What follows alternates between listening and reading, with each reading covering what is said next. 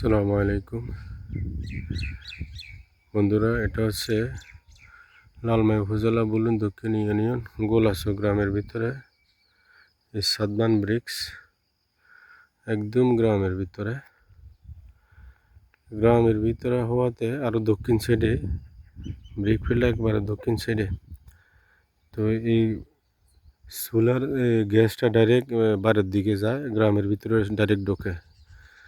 এতে করে গ্রামের গাছপালা ফল ফলাদি তো কোনো হয় না, কোনো ফল ফলাদি নেই আমাদের গ্রামে, আমাদের বাড়িতে কেউ দেখাইতে পারবে না। নারিকেল গাছে নারিকেল ধরে না, সুপারি গাছে সুপারি ধরে না, পেয়ারা গাছে পেয়ারা ধরে না, লিচু গাছে লিচু ধরে না, এমন একটা অবস্থা। এরপরে মানুষের কি অবস্থা এখন বুঝে যেতে পারেন। এই দেখুন, এটা হচ্ছে বুলুনজাদিপুর, একদম গ্রামের মাঝখানে, দুনো সাইডে গ্রাম, দুই সাইডে গ্রাম। বুলুনজাদিপুর এটা, আর এটা হচ্ছে গোলাসো ভুঁইয়া বাড়ি। একবার এটাও দেন বাড়ির পাশে ব্রিকফিল্ড। তো এই যে মাটিগুলো, এই মাটিগুলো আপনার কৃষি জমির মাটি। এই যে মাটিগুলো, এগুলা সব কৃষি জমির মাটি। আপনার দালাল মারফত এগুলা কেটে মানে কিনে এরও কেটে নিয়ে আসা। আশেপাশে অনেক জমি নষ্ট করে ফেলছে, কৃষি জমি। তো কৃষি জমি, কৃষক, সাধারণ মানুষ আসলে হুমকির মুখে, অনেক বিপদগ্রস্ত। তো এটা নিয়ে আমি অনেক দিন থেকে মানে ফেসবুকের আশ্রয় নিয়েছি, প্রতিবাদ করতেছি।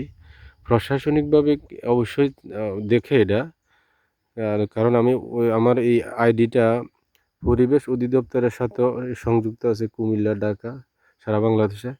তারা অবশ্যই দেখে। আর মাঝে মাঝে শুনি মানুষের কাছে যে লোক নাকি আসে, তাদের অফিসে আসে,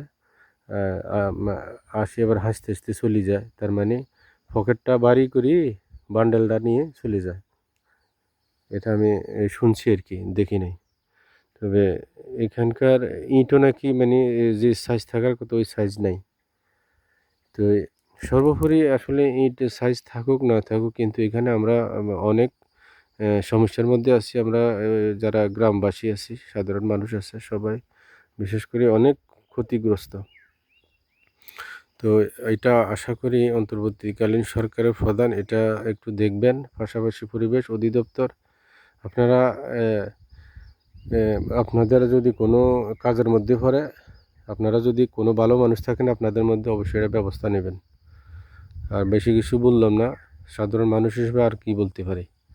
ধন্যবাদ সবাইকে, ভালো থাকবেন। আসসালামু আলাইকুম।